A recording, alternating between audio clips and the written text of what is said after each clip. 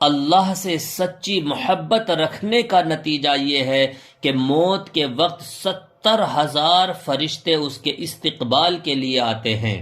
جب اس کو قبر میں رکھا جاتا ہے تو اس کی قبر حد نظر تک وسیع کر دی جاتی ہے، یعنی جہاں تک مردے کی نظر جاتی ہے وہاں تک قبر کو کھول دیا جاتا ہے، مشک کا گدا بچھا دیا جاتا ہے، جنت کی کھڑکی کھول دی جاتی ہے، اور فرشتے اس سے کہتے ہیں کہ تو دلہن کی طرح میٹھی نیند سو جا۔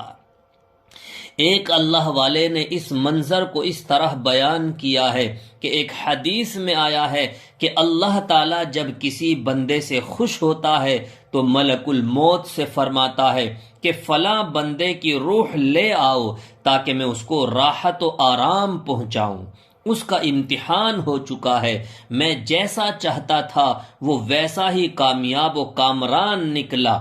ملک الموت اس کے پاس آتے ہیں، نہایت خوبصورت جوان کی شکل میں، نہایت لطیف لباس پہنے ہوئے، خوشبوئیں ان کے جسم و لباس سے مہکتی ہوئی، اور 500 فرشتے ان کے ساتھ ہوتے ہیں۔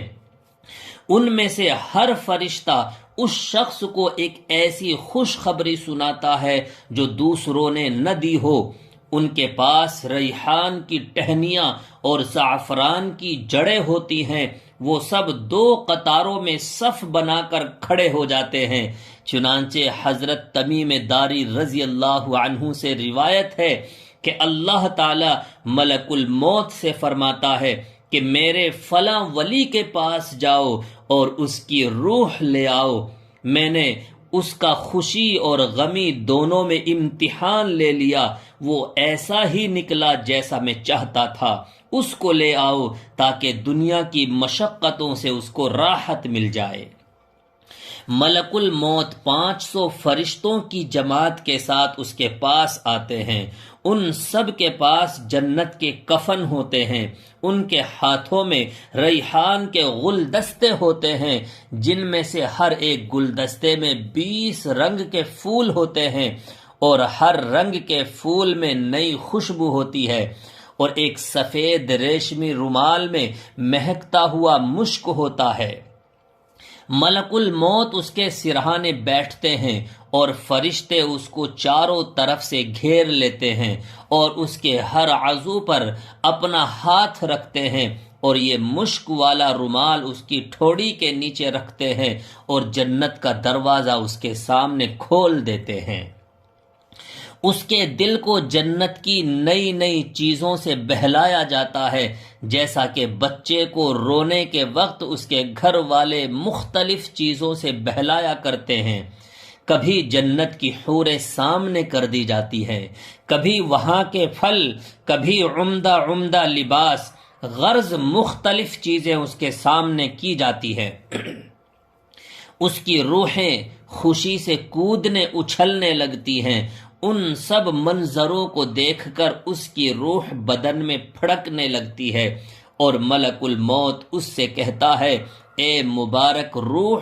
چل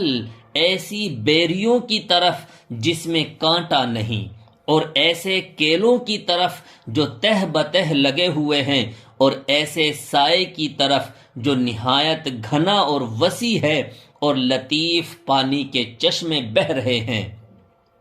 یہ صرف چند منظروں کی طرف اشارہ ہے جو قرآن پاک کی سورہ واقعہ کی آیت شریفہ میں ذکر کی گئی ہے،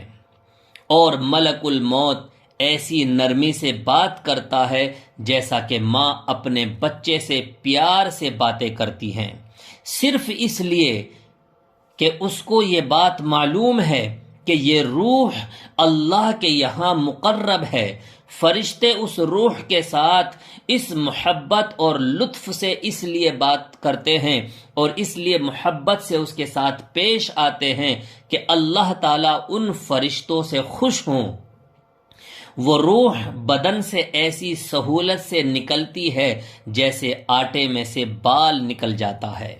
جب روح نکل جاتی ہے تو فرشتے اس کو سلام کرتے ہیں اور جنت میں داخل ہونے کی بشارت دیتے ہیں، جس کو قرآن پاک کی سورہ نحل میں ذکر فرمایا گیا ہے، اور اگر وہ مقرب بندوں میں ہوتا ہے تو سورہ واقعہ میں اس کے متعلق ارشاد ہے فروح و ریحان و جنت نعیم۔ اس کے بعد وہ 500 فرشتے میت کے پاس جمع ہو جاتے ہیں، اور جب نہلانے والا اس کو کروٹ دیتا ہے تو فرشتے فوراً اس کو کروٹ دینے لگتے ہیں، اور جب کفن پہناتا ہے تو وہ اپنا جنت سے لایا ہوا کفن اسے پہلے پہنا دیتا ہے۔ وہ خوشبو لگاتا ہے تو فرشتے پہلے اپنی لائی ہوئی خوشبو مل دیتے ہیں، اس کے بعد وہ اس کے دروازے سے قبر تک دونوں جانب قطار لگا کر کھڑے ہو جاتے ہیں اور اس کے جنازے کا دعا اور استغفار کے ساتھ استقبال کرتے ہیں۔ یہ سارے منظر دیکھ کر شیطان اس قدر زور زور سے روتا ہے کہ اس کی ہڈیاں ٹوٹنے لگتی ہے، اور اپنے لشکروں سے کہتا ہے کہ تمہارا ناز ہو تم سے کس طرح چھٹ گیا۔ وہ کہتے ہیں گناہوں سے محفوظ تھا۔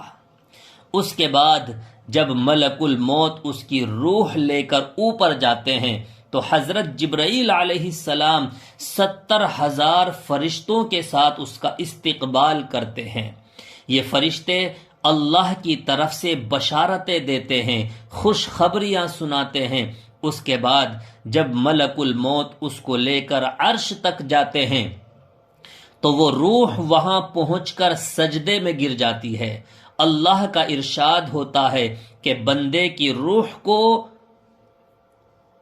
فی صدر مخضود وطلح منضود میں پہنچا دو۔